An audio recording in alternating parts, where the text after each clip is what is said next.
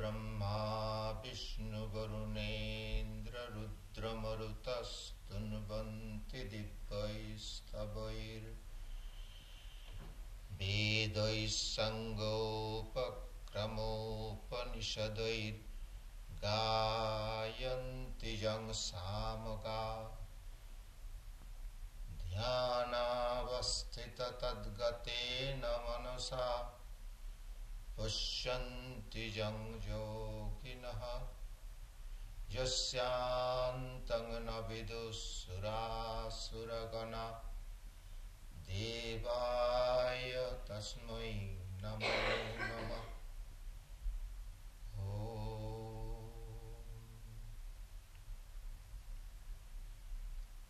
Our salutations to that Supreme Being who is one without a second, whom the sages call by various names. Our salutations to Him whose glory has been sung through the rapturous hymns of the scriptures of the world, but whose limitless and infinite glory none can comprehend. But again, whom the sages and devotees realize within their hearts in their deepest contemplation. Him we salute again and again. May He shine in our hearts, manifest therein all His glory, and dispel all darkness and ignorance. Om Shanti Shanti Shanti. Peace, peace, peace.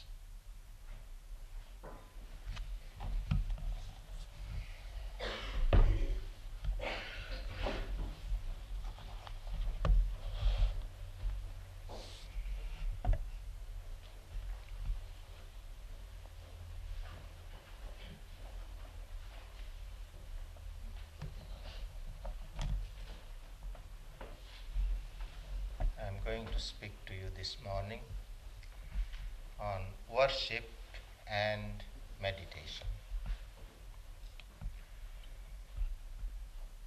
Blessed are the pure in heart, for they shall see God. Swami Vivekananda once said, if all the scriptures of the world were lost,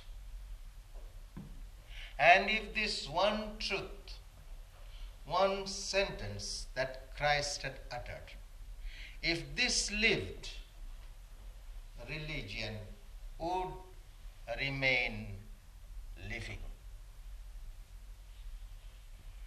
Blessed are the pure in heart, for they shall see God. What does this imply? In the first place, God is. And God can be seen.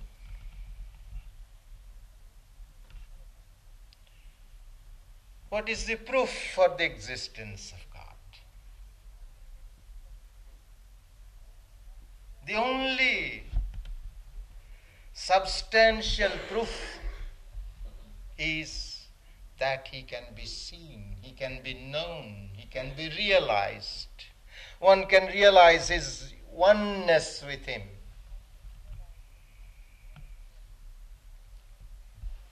And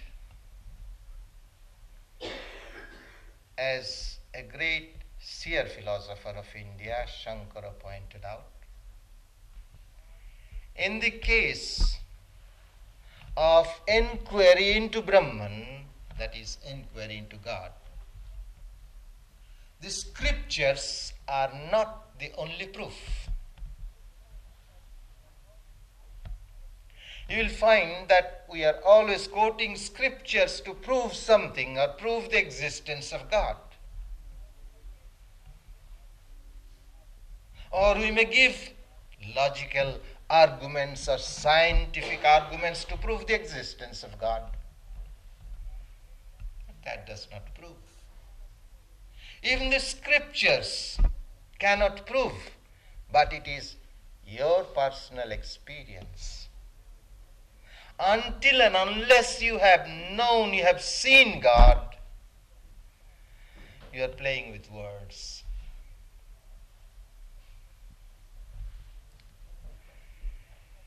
And so, this one first proposition is God is, because He can be seen, He can be known, He can be realized, and that is the one purpose of life and goal. Furthermore, what is the method, the way to realize Him, the way to see Him? Blessed are the pure in heart. Pure in heart. And then it is that you become blessed because you see God. There is fulfilled the purpose of life.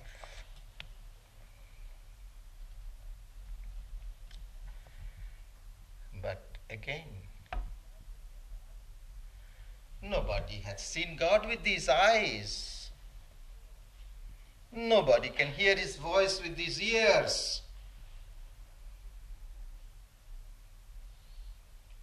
In fact, no man hath seen God. But he who hath eyes to see, sees. He who hath ears to hear, hears.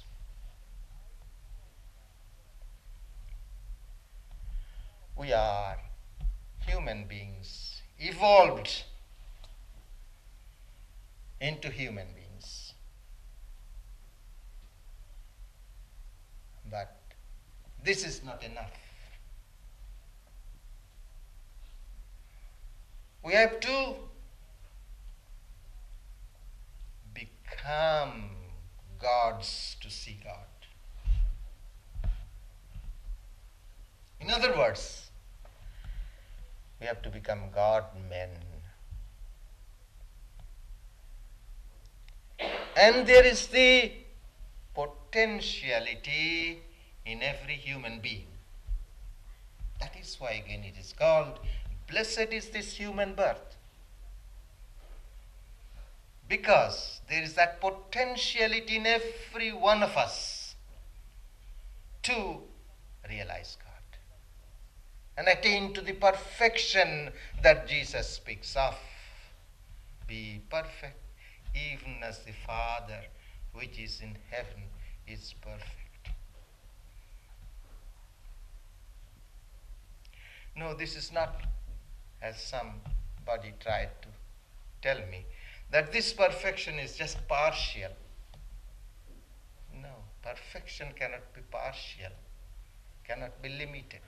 Perfection must be perfection itself.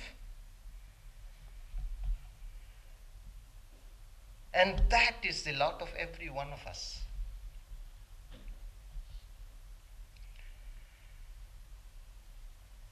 But of course,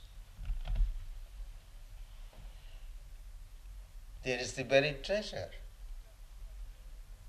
But the buried treasure does not come out if you simply call forth, hello treasure, come out. What do you have to do? You have to take a shovel and dig. And dig.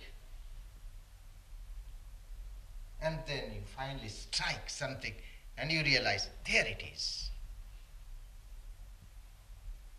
And then again you have to go further to get it, to possess it. Same way. Where is this perfection? Where is this divinity? Where is God? All within yourself.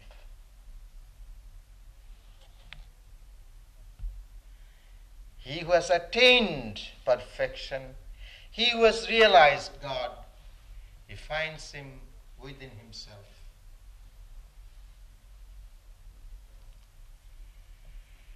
As Christ pointed out, the kingdom of heaven is within. And Sri Krishna in the Bhagavad Gita says, fools pass blindly by the place of my dwelling here in the human form. His dwelling here. Sri Krishna, who is God incarnate, is not again something outside. That Krishna or Christ is within this human form. Fools pass blindly by the place of my dwelling here in this human form, and of my majesty they know nothing at all. Who am the Lord, their soul. And you know, religion or life, I identify life with religion. This life is meaningless if we live on the surface. It has no sense. And none is satisfied. Nobody. Until one realizes God. There's that search in every one of us. We don't know what we are seeking. We are on after this thing or that object, but we feel frustrated in the end. No, it's not enough.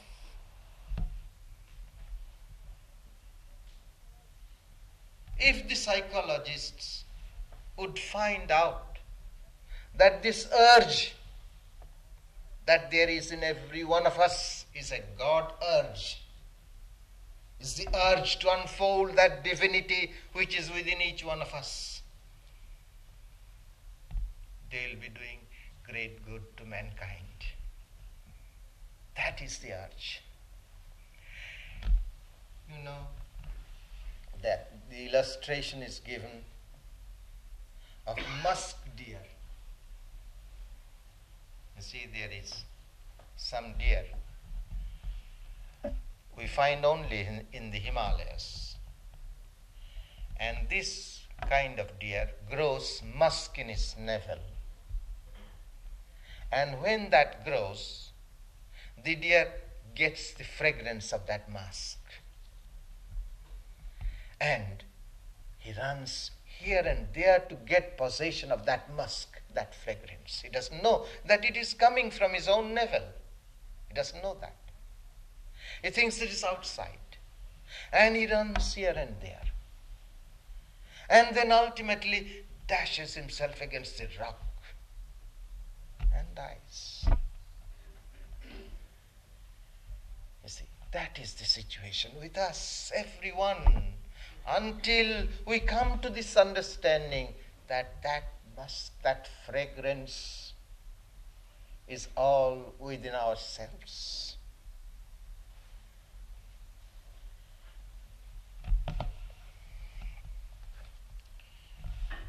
And the one note that we find throughout every religion is to find God. Seek ye first the kingdom of God. In the Upanishads we read, Atmanam eva bijanitha. Know that self that is one with Brahman. Give up all other vain talks.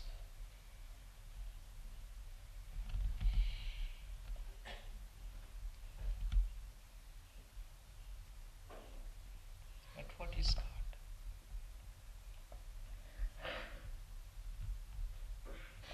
Can we define him? And how to find him?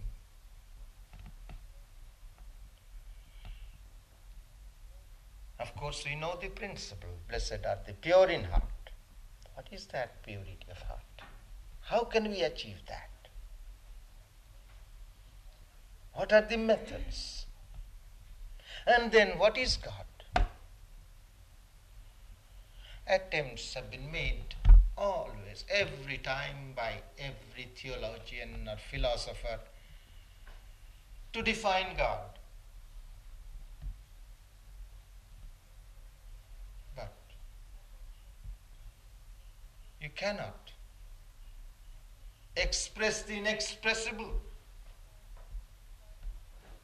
You cannot define the indefinable. Sri Ramakrishna used to say a beautiful truth. He said, everything has been defiled through the lips of man, that is, has come out through the lips of man. Man has uttered everything. But the truth of God remains undefiled. Nobody has been able to define or express this inexpressible truth.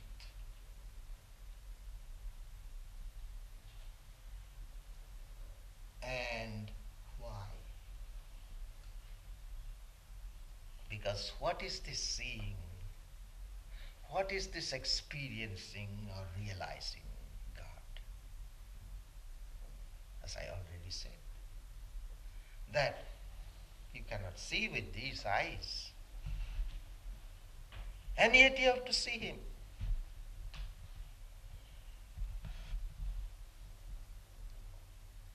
As long as I see an object, you see, there is not exactly a perfect knowledge of this object. It is not. Knowledge of God is not an inferential knowledge, nor is it a knowledge through sense perception. I'm saying, rather emphasizing, that it is not an inferential knowledge. Because we find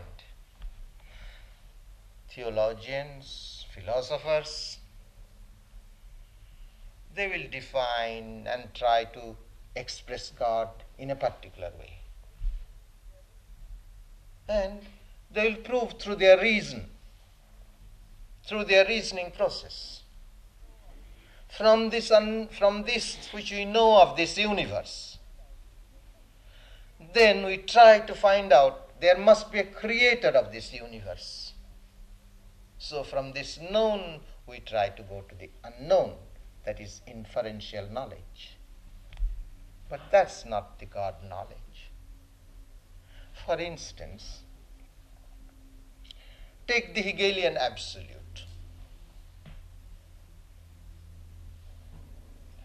All right, I am quite convinced of what he says through reason, but I'd ask, what guarantee is there between your idea of the absolute and the fact, the reality? There's always a distinction between thought, idea, and being.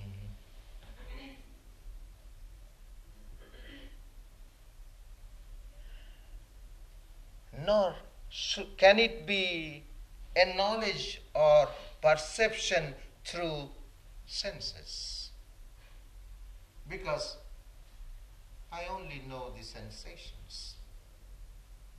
As one great German philosopher pointed out, the thing in itself can't be known. Immanuel Kant pointed out, because there is always a demarcation between the subject and object. And strange as it may seem, centuries before Kant, an Indian philosopher and seer, these Indian philosophers are not philosophers in the Western sense, they are seers. And this seer, the great Shankara pointed out, as long as there is the slightest demarcation between the knower and the object of knowledge, you have no knowledge. In all our knowledge in this world, there is the subject, the object of knowledge, I, subject, object of knowledge is this, and there is a process of knowledge. And these three knots of knowledge, you see, can't stop there. Immanuel Kant stopped. That the thing in itself remains unknown. But Shankara pointed out, it becomes more than known because there is a way by which we can untie the three knots of knowledge, the subject, object, and the process of knowledge, and that may be called unified consciousness. In other words, again, to quote the teachings of the Upanishads, man lives within the three states of consciousness, waking, dreaming, and dreamless sleep. Within these three states of consciousness, all our experiences have that three knots. And within these three states, we cannot know God. And man remains a man as long as he dwells within these three states of consciousness. So you have to transcend. There's a fourth. The fourth we call transcendental. And there you realize. What you realize, of course, you cannot express.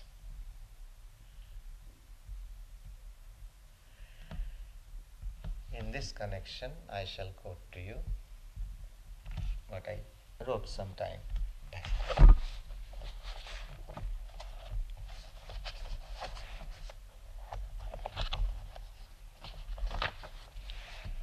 In the Srimad Bhagavatam, we read how when Prahlada, a great devotee, was absorbed completely in the consciousness of Brahman, he found neither the universe nor its cause. All was to him one infinite, undifferentiated by name and form. You see, so there is no expression.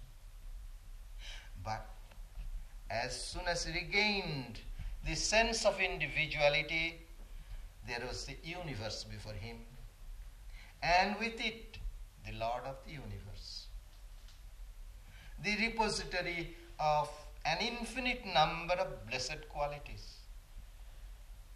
So it was with the shepherdesses of Vrindavan.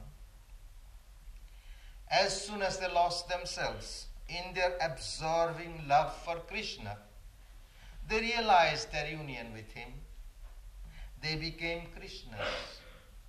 But when they knew they were shepherdesses, they looked upon Krishna as one to be worshipped, and immediately unto them appeared Krishna with a smile on his lotus face, clad in yellow robes and adorned with garlands, the embodied God of love.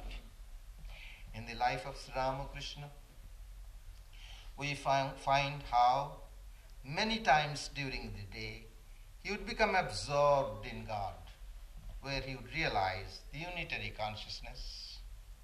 And then again, as he would come back to the normal consciousness, he would speak of God as a blissful mother.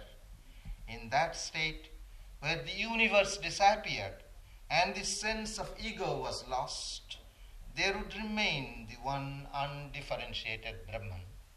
Again, as he remembered himself in normal consciousness, he would have the vision of the benign form of the blissful Divine Mother.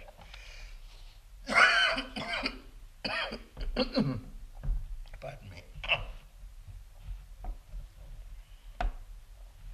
Again, to give the illustration as Sri Ramakrishna gave, the bee, before the bee sits on the flower and begins to suck the honey, the bee makes a big noise. And then when the bee sits on the honey and sucks, drinks the honey, he is silent. But again, becoming drunk, he comes out and makes a sweet humming noise. So again you find that the supreme truth, the total reality, that supreme consciousness, when one realizes, he becomes silent. Then again, becoming God intoxicated, he talks about God. But he does not limit him. You see, some will say God is impersonal, some will say God is personal with attributes, some will say God is with form, some will say God is without form, and so on and so forth. You find many definitions and many expressions given of God. They seem to be contradictory. But that's how these great once drunk, God intoxicated, they speak of him. To quote the words of Sri Ramakrishna, infinite is God, and infinite are his expressions. He who lives continuously in the consciousness of God, and in this alone, knows him in his true being. He knows his infinite expressions, his various aspects. He knows him as impersonal, no less than as personal. You know, whenever anybody would come to Sri Ramakrishna, you'd ask him, he would not say, this is how you should think of God. He would not give his idea of God. He said, how do you think of God? What is your idea? Then some would say, impersonal, formless. And you say, good, but do not think that that is the only way. Then another would come and say, I love Krishna or Mother Kali or with form, and say, good, but do not limit him in that. And to quote again Sri Ramakrishna, Brahman, absolute existence, knowledge and bliss, may be compared to an infinite ocean without beginning or end. As through intense cold, some portions of the water of the ocean freeze into ice, and the formless water appears as having form, so through intense love of the devotee, the formless, absolute, infinite existence manifests himself before him as having form and personality. But forms and aspects disappear before the man who reaches the highest samadhi, who attains the height of non-dualistic philosophy, the Vedanta. In the Vedas we read, Ekang Sat Vipra Bahudha Vadanti. Truth is one. Sages express that variously.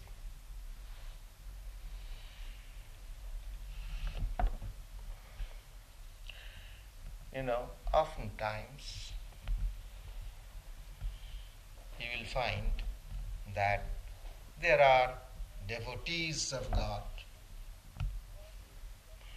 who want to worship God as a personal being, or as Krishna or Christ or Buddha or Ramakrishna.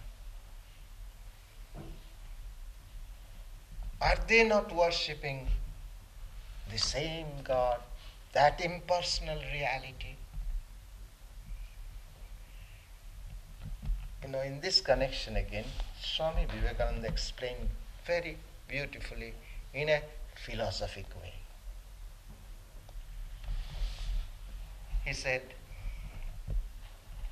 God is both the subject and the object. He is the I and the you. How is this? How to know the knower? The knower cannot know himself. I see everything, but cannot see myself. The self, the Lord, the self, the knower, the Lord of all, the real being, is the cause of all the vision that is in the universe. But it is impossible for him to see himself or know himself, excepting through reflection. You cannot see your own face except in a mirror. And so the Atman, the self, cannot see its own nature until it is reflected. And this whole universe, therefore, is the self trying to realize itself. This reflection is thrown back, first from the protoplasm, then from plants and animals, and so on, from better reflectors, until the best reflector, the perfect man, is reached. Just as a man who, wanting to see his face, looks first in a little pool of muddy water and sees just an outline, then he comes to clear water and sees a better image, and at last to a looking glass and sees himself reflected as he is. Therefore, the perfect man is he who has attained his union with Brahman. The perfect man is the highest reflection of that being who is both subject and object. You now find why perfect men are instinctively worshipped as God in every country. They are the most perfect manifestations of the eternal self. That is why men worship incarnations such as Christ or Buddha. There is a Hindu prayer. They call you by so many names. They divide you as it were by different names. Yet in each one of these is to be found your omnipotence. You are reached through any of them. In this connection again I shall point out another factor. When there is the insistence that you must worship God in this way, or as a very orthodox Hindu would say, worship Krishna only, there is no other way. Or a very bigoted Christian would say, worship Christ, there is no other way. That is wrong. Just now as I said, when anybody would come to Sri Ramakrishna, he would ask him his conception, his idea of God, and whatever that may be. Through that he will reach the supreme, the highest. There is this saying that a little baby, he can't utter the word father or daddy perfectly. And he sees the father and says, Dada, or makes some peculiar sound. Does not the father know that he is calling for him? Would he not take him on his lap? So again, I'll quote Swamiji. The eternal Vedantic religion opens to mankind an infinite number of doors for ingress into the inner shrine of divinity and places before humanity an almost inexhaustible array of ideals, there being in each of them a manifestation of the Eternal One.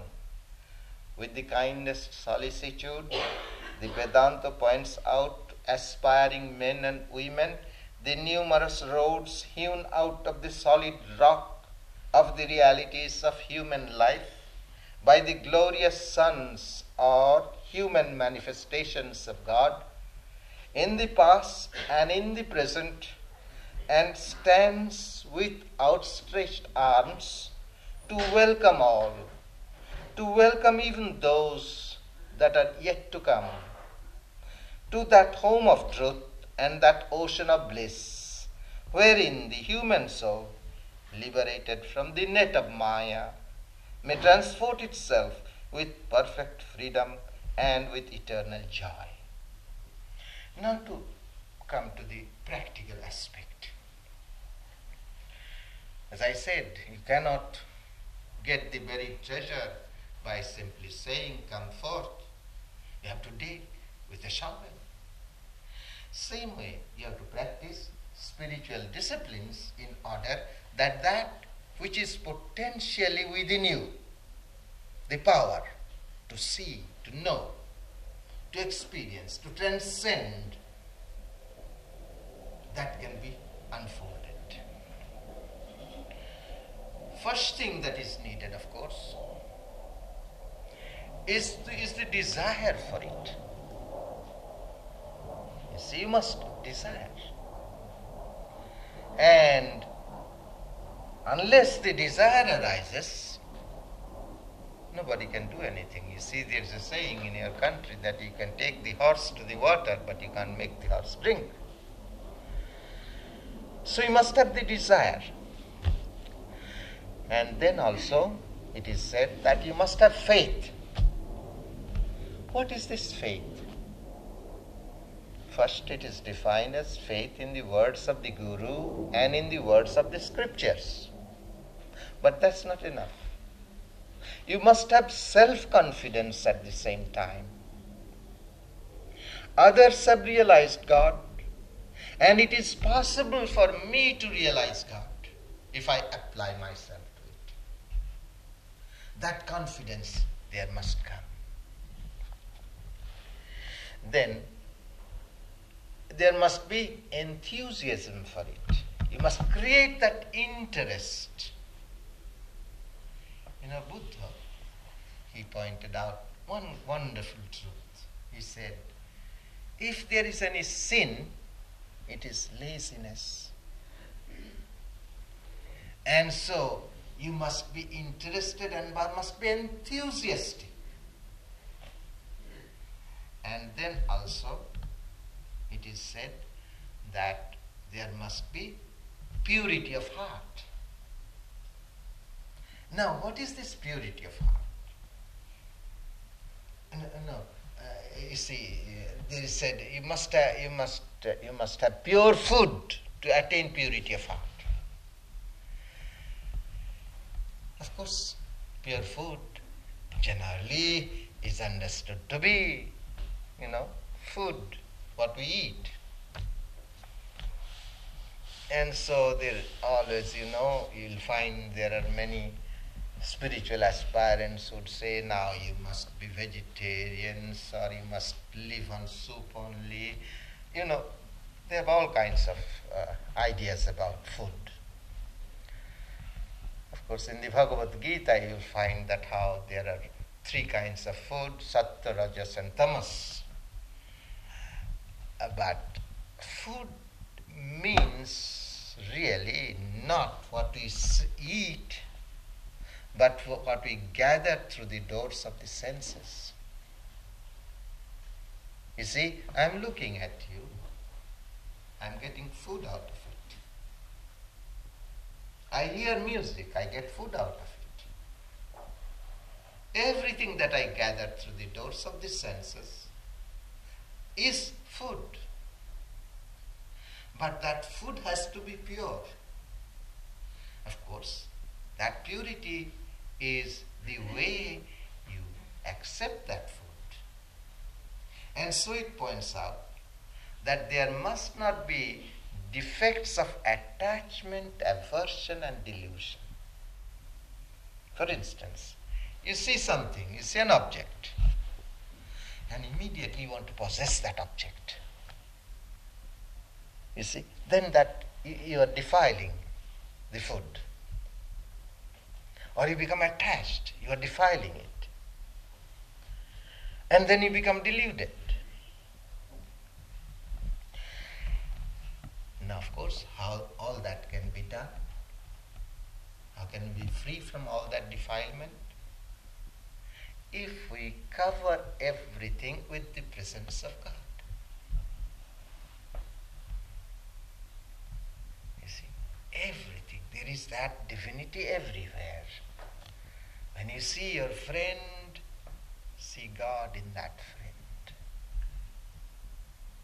When you hear music, think of divine word. Everything that we sense or perceive, cover everything with God. That is the secret. Of course, we forget. But this is a practice, the habit that we have to form. And through such practice and habit, we succeed. You see, our whole character is nothing but a bundle of habits. And one bundle of habits can be corrected by another bundle of habits.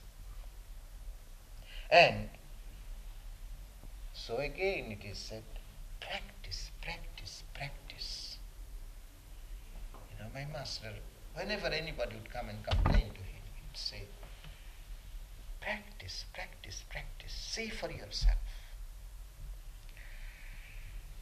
Then, of course, there are certain ethical principles in life which we must follow, such as truthfulness. And in this connection, perhaps, if I quote to you what a disciple of Sri Ramakrishna, before I came to this country, I asked him, Swami Triyananda, I asked him, tell me what is religion? And he said, religion is to make the heart and the lips the same.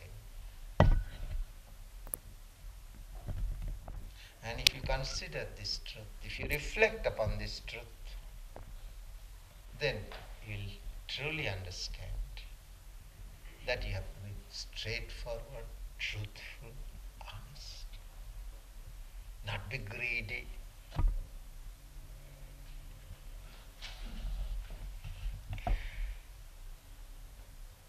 Now again, the main principle to achieve that purity of heart is what I may call worship and meditation. But the word worship in Sanskrit, you see we have no other English word, is upasana, which literally means to sit in the presence. To sit in the presence of God. That is upasana. That is worship. Now, I said that these are the principles, main principles for attaining purity of heart. Worship and meditation. Now I tell you, what is exactly purity of heart? Now try to think of God. And whenever we try to think of God, for some time what happens? Distractions arise. Other thoughts intervene. And why? Because we have desires and cravings. But we have to have all our desires turned into that one stream, the desire for God. And that is purity of heart. And so as you practice, it comes to you.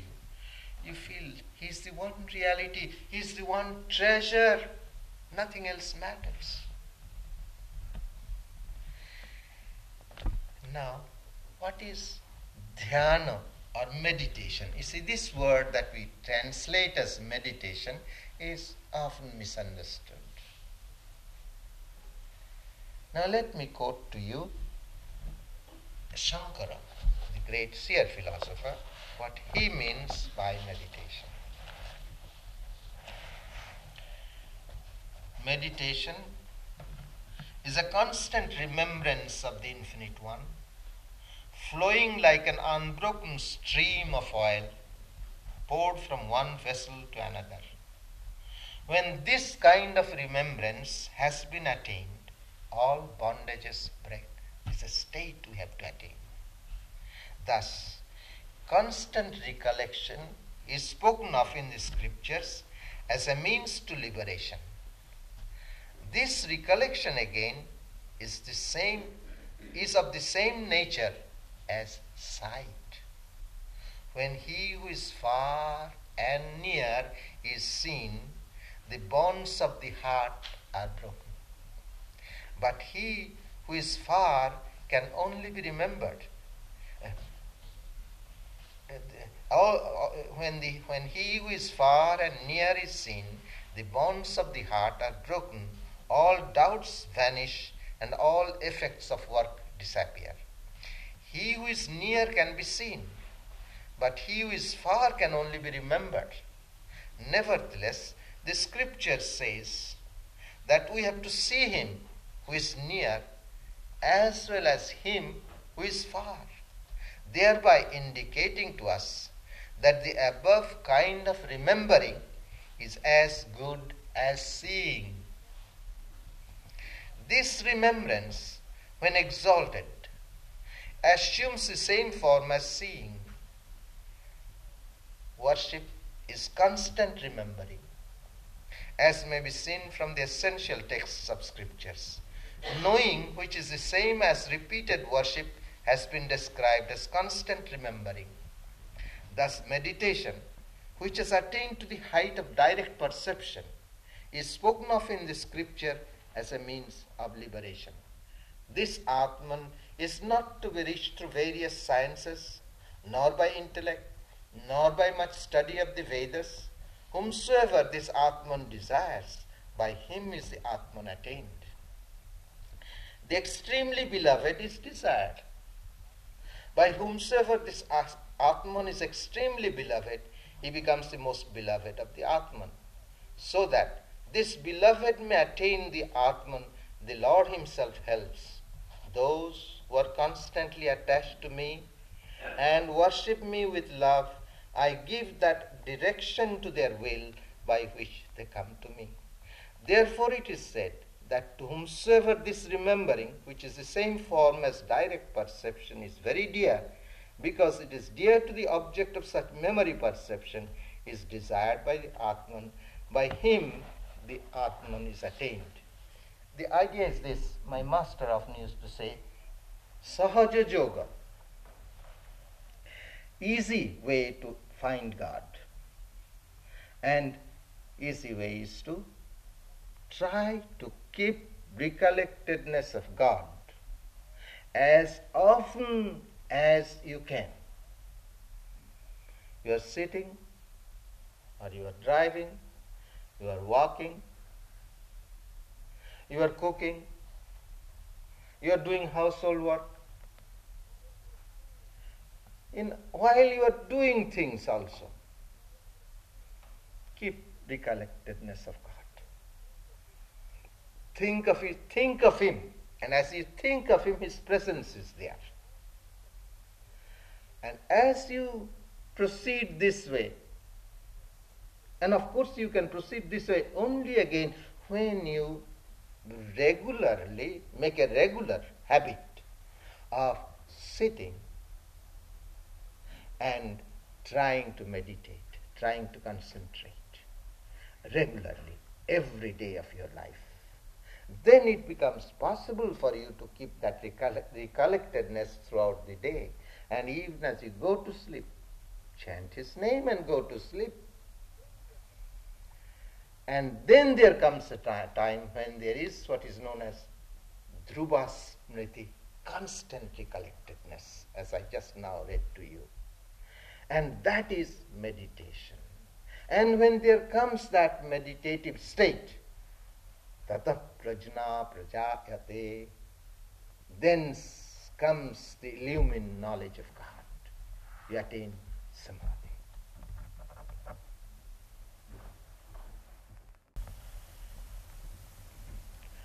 Om Hari Om. Om Asato Ma Sadgamaya. Tamaso Ma Jyotirgamaya. Mrityorma Amritangamaya. Abir Maidhi. Rudrajate Dakshinang Mukhang. Tena Mang Pahi Nityam.